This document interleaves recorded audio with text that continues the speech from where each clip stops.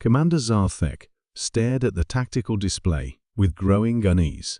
The Terran vessel floating dead in space before his raiding fleet was massive, easily 3 times the size of his flagship. Its white hull bore the Red Cross symbol that humans claim designated medical vessels.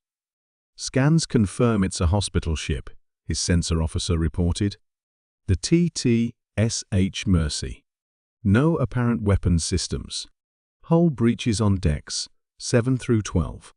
They're broadcasting distress signals." Zarthek's mandibles clicked with satisfaction. The humans had something of a reputation for being formidable in combat. But this was just a medical vessel, damaged and helpless. The cargo of medical supplies alone would be worth a fortune on the black market. "Begin boarding operations," he ordered. "Standard raid protocol. Strip everything of value." The first boarding parties reported initial success. The ship appeared lightly defended, with medical personnel offering no resistance. His raiders moved through the corridors methodically, gathering supplies and restraining the human staff. That's when things began to go wrong. "Sir," came a trembling voice over the comm, "boarding team 3 has gone silent." "What was their last position?" "The surgical wing, level 9. Zarthek frowned. "Send Team 7 to investigate." Team 7's final transmission was a scream. The reports from the remaining teams grew increasingly disturbing. The humans weren't fighting back in any conventional sense, but his raiders were still disappearing. One team reported finding bodies, but they couldn't determine the cause of death. The humans appeared to have simply expired. "Sir," his communications officer's voice cracked. "I'm receiving a transmission from aboard the Mercy. It's from someone calling himself Dr. Emily Chen." "Put her through." A calm, professional voice filled the bridge. "This is Dr. Chen, Chief Medical Officer of the TT-SH Mercy. I'm calling to inform you that your boarding parties are experiencing a severe medical emergency." "What kind of emergency?" Zarthek demanded. "Exposure to pathogens your species has no immunity against. Earth hospitals, you see, deal with some rather unique diseases. We've had to seal most of the ship due to a containment breach during the attack that damaged us." Zarthek felt his carapace grow cold. "What kind of diseases?" "Well, there's the hemorrhagic fever from Proxima B. That's what's affecting your teams in the East Wing. Nasty business, causes complete circulatory collapse in most non-human species. Then there's the neurotropic parasite from that colony world in Vega. Your raiders in the surgical bay are probably experiencing total motor function loss about now." The tactical display showed red dots representing his boarding parties, blinking out one by one. "But don't worry," Dr. Chen continued cheerfully. "We also have samples of the Deneb plague, some delightful fungal infections from the Outer Rim colonies, and a particularly virulent strain of space rabies.